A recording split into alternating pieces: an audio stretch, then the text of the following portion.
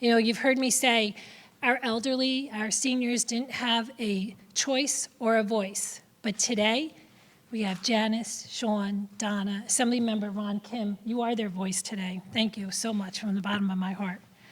You know, at the roundtable, our conference held on Monday, we heard from Joanne Miles Thomas, the stepdaughter of a veteran isolated in a New York nursing home. She testified that her stepfather says something that really bears repeating. There's no pride when lives are lost. Yesterday, I was absolutely speechless when news broke that in the middle of a pandemic where lives are still being lost every single day, our governor is going to be publishing a book painting New York as the ultimate COVID success story. Unless the proceeds of that book are going to be used to fund an independent investigation, makes sense, right? Or compensate victims' families, or pay the funeral expenses of the thousands who passed in these facilities, I cannot think of a bigger slap in the face to these victims and their loved ones.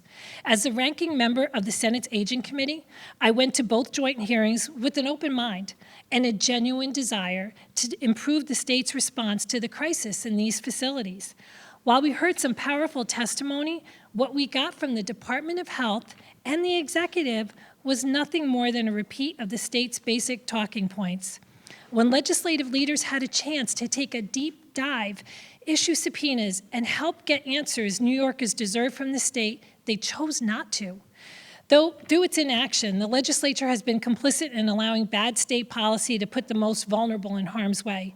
Now, more than ever, we need a truly independent, nonpartisan investigation into the state's mishandling of the crisis in these facilities, and subpoena power is key. They have it.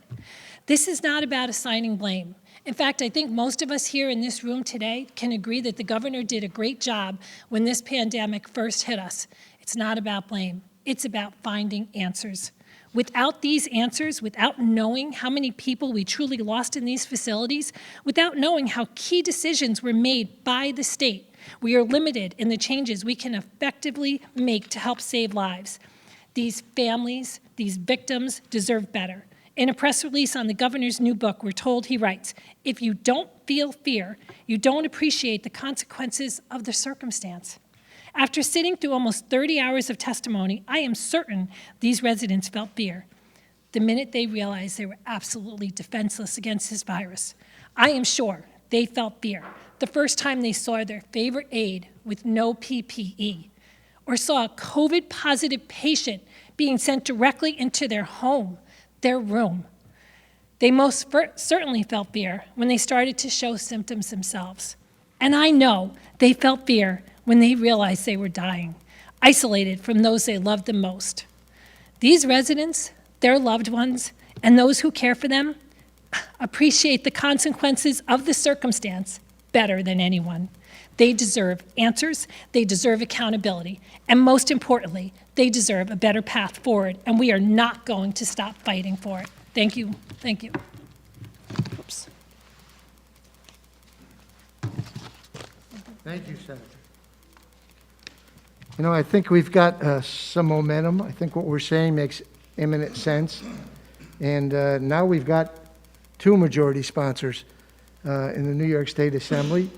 And I'm hopeful that the circulation will take place and we'll get more sponsors and build it up.